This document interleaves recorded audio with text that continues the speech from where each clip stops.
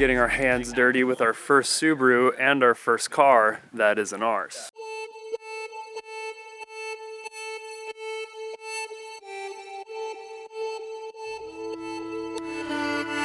Tell us about your car. Well, I got it a couple years ago. Oh, more like 3.5. Pretty much stock and got some body damage. And then went through a couple phases. First it was lowered for a bit, and then after I finished a WRX swap on my 99 Impreza wagon, I decided to lift this. So I lifted it, and now I want to rally it more, and building a skid plate currently. I'm gonna build a sweet bumper, and then hopefully I can get some king springs and lift another 1.5 inches or so without a subframe drop, because who cares about axles? So yeah, I'm excited for this. It's gonna be awesome. Oh, I like this. These goodies, because I want to put that one right in the center on the bottom. Yeah, that'll be awesome. And then the Hellas in the up top, and then those on the side. Break in the tubing bender after her new beautification.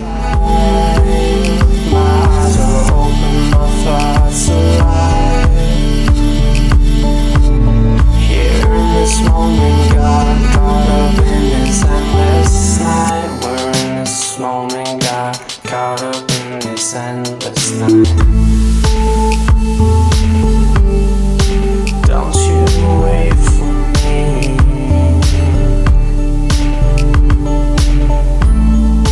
Don't you wait for me. It's gonna be really complicated, this bend, because this piece is gonna come here, but then it's gotta bend around this way and start bending down at the same time. Oh. So it's got to be a compound angle bend. So I'm trying to figure out how to make that happen right now.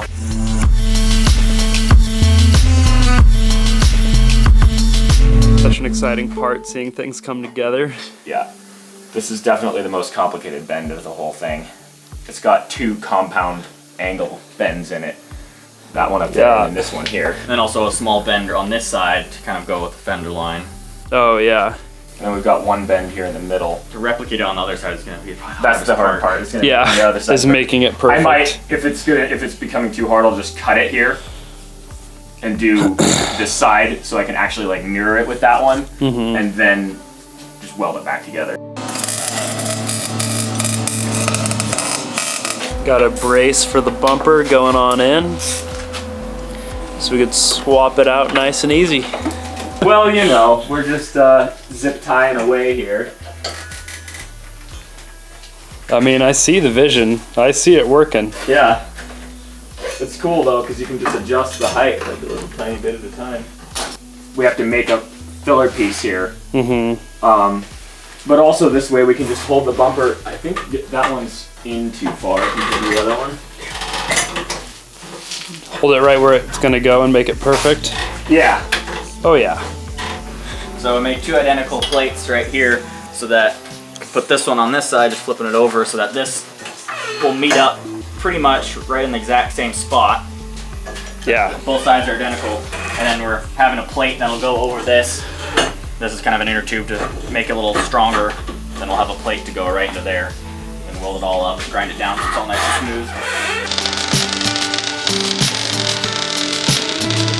Don't you?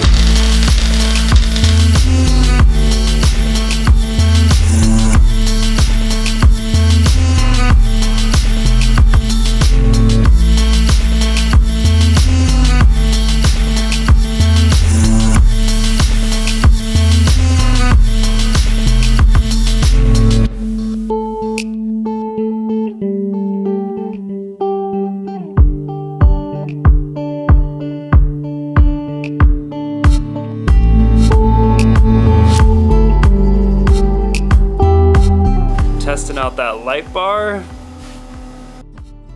Bada boom. 7 or 8 hours straight fabricating, that'll, you know, wear you out. I mean, I hope we could get farther, but we also just ran out of welding wire, so.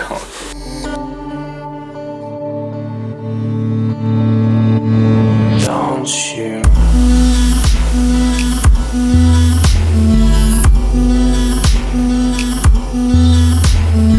Got a sheet of 1/8 inch thick steel probably roughly about 30 inches by 33 inches.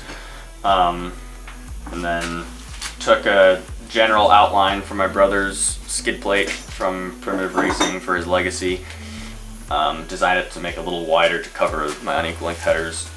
So then I cut about halfway through the steel in the places that I wanted, right here, and then bent it by jumping on it and a rubber mallet. And then once I got the angle I liked, I had a buddy weld it up and make some spacers back there to attach to the rear subframe. And it's freaking hefty.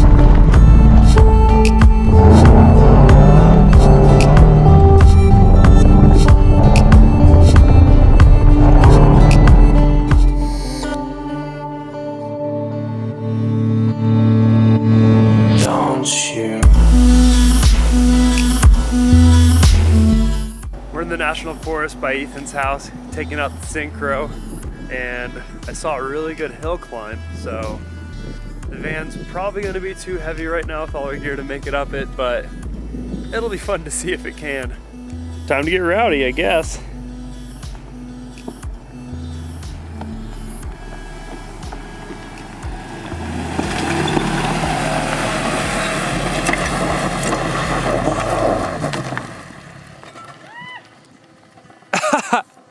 So close. This thing is so impressive. If it had a little more power, we would have been fine. Yeah. Oh shoot. We're just gonna keep driving and see what happens.